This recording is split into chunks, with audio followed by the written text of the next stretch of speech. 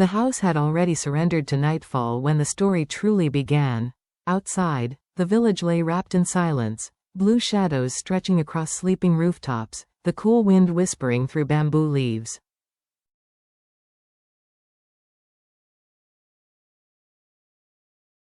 Yet inside the small wooden home, a soft golden glow from a single bulb kept the darkness at the door.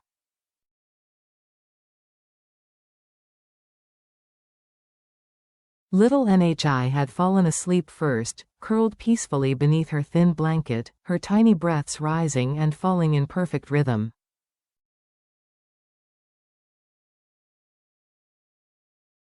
She looked like a secret the night was guarding. Only James and Diep remained awake.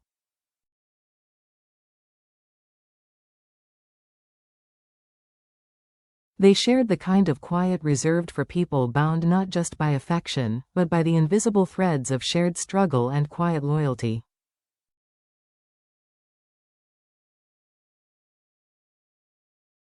Their world had shrunk into this cozy room, where warmth pooled in the corners and shadows softened into comfort.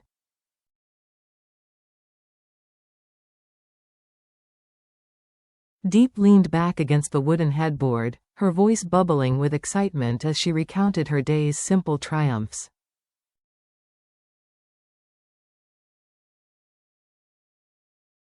Mung beans, she laughed, her eyes sparkling.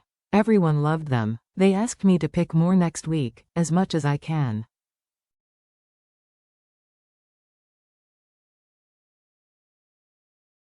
They said they'll buy it all. Her joy spread through the room like fragrance, light and effortless.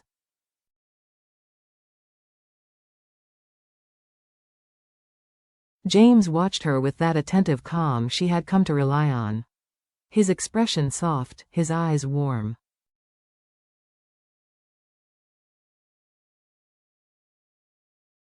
"That's good," he murmured.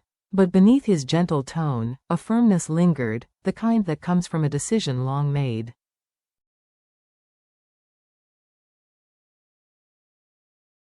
Then he said it, almost casually, "I quit working for my dad. I only help him privately now, when needed."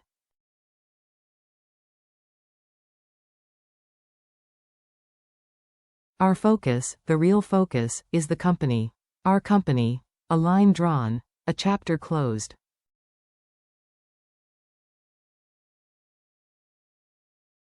A new one trembling on the edge of beginning.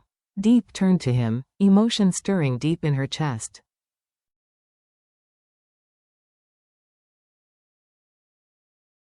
She didn't question him. She didn't doubt him. She simply reached for his hand, and he met her halfway, their fingers interlocking like a vow spoken without sound.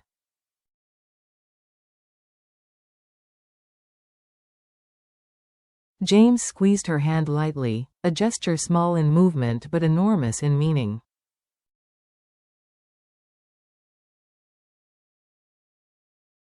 Then, softly, as though sharing a secret with the night itself, he leaned closer. "Tomorrow," he said, lowering his voice, "I'll take you somewhere special."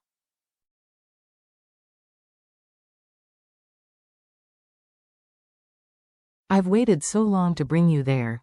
Diep laughed softly, curiosity flickering like candlelight.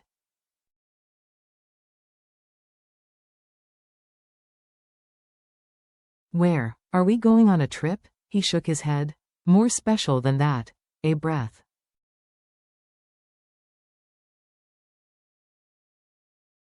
Then a confession. "But I'm scared you might not like it." With that single sentence, something shifted.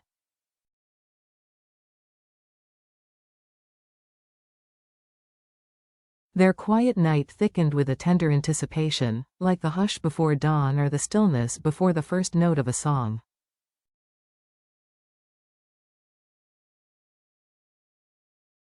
The moment felt like a river at midnight, calm on the surface, yet full of hidden currents.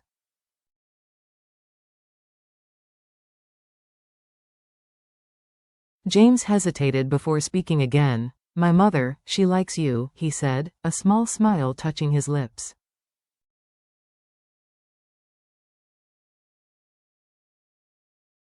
But when the conversation drifted near his father, he looked away.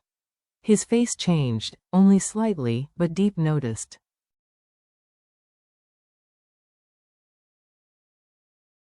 She had learned to read the shadows in him. She didn't ask, she didn't push. Instead, she squeezed his hand, offering silent reassurance, the kind that didn't demand answers, only presence.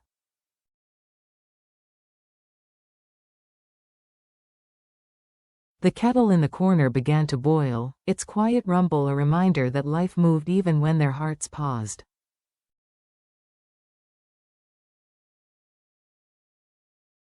Outside, wind brushed gently against the windows, rustling the leaves, a lullaby for a world half asleep.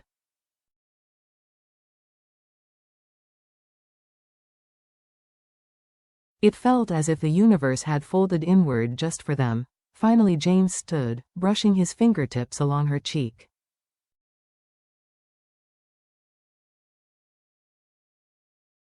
"Go shower," he whispered. "We need to wake early for Nee's school." Diep nodded, though her heart fluttered with curiosity, anticipation, and something else, something warmer, deeper.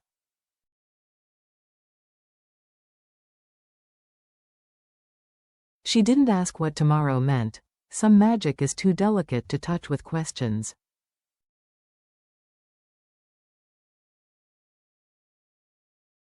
When James switched off the light, the room fell into darkness, but it was a warm darkness, the kind that feels like soil where hope can take root.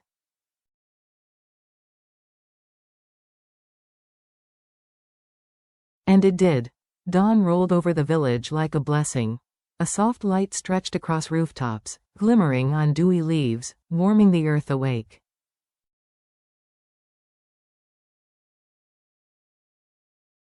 After a simple breakfast, James knelt beside little Nhi to fix her Doraemon backpack.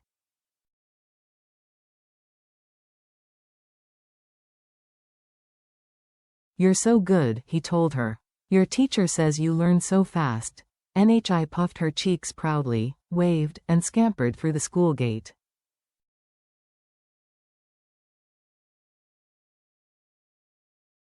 The moment she disappeared inside, James's posture changed.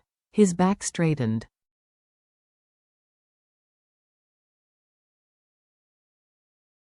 His eyes sharpened. Today was the day.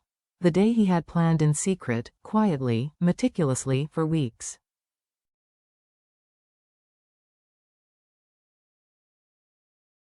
He turned the bike around, and Diep climbed on behind him, unaware that her life was about to tilt, soften, and ignite all at once.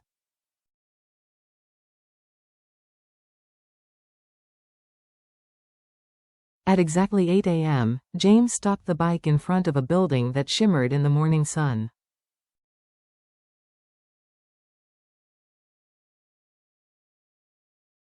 A luxury wedding dress boutique.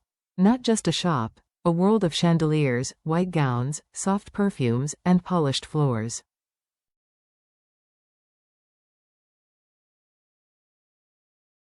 Diep blinked up at the storefront, breath stalling. "This," she whispered. "James, why?"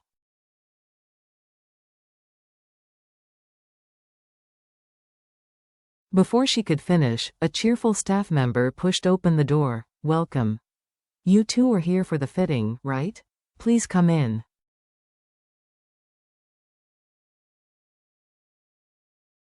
"We'll start with makeup for the bride." Bride.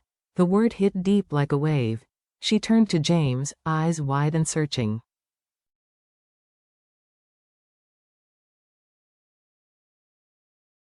"Why didn't you tell me?" James only smiled, that mysterious, disarming smile that melted her from the inside out.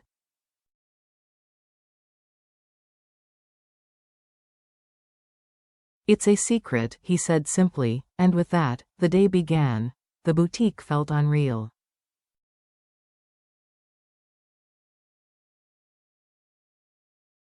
Chandeliers glowed like captured starlight.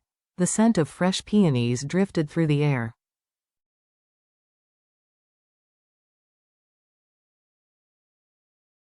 Mirrors multiplied the light until the whole room shimmered. Diep sat in the stylist's chair, staring at her reflection with a heartbeat so loud she wondered if the entire shop could hear it.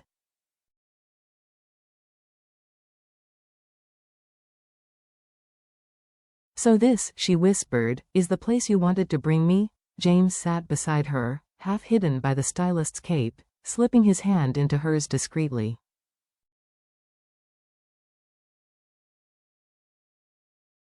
"Just trying today," he said gently. Hair dryers hummed. Makeup brushes swept across her cheeks.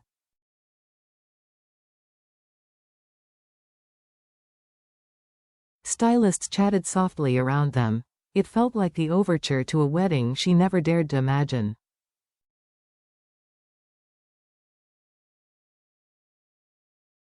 James watched her through the mirror, his expression unguarded, full of awe and quiet devotion.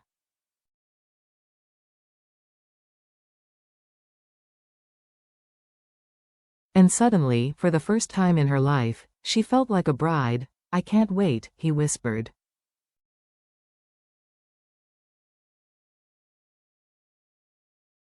James leaned in, his breath warm against her ear. "I can't wait," 3 simple words.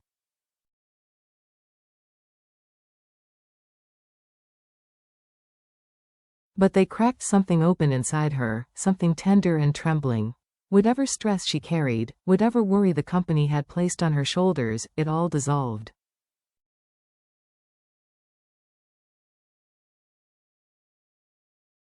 Sunlight spilled through the boutique's large front window, bathing her reflection in a halo of gold.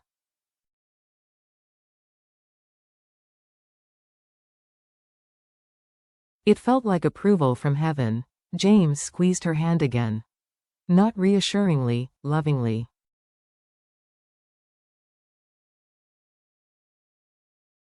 Not out of fear, out of overflow.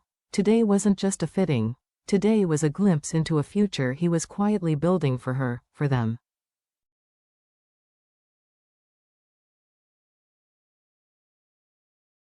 A rehearsal of happiness, and the day had barely begun.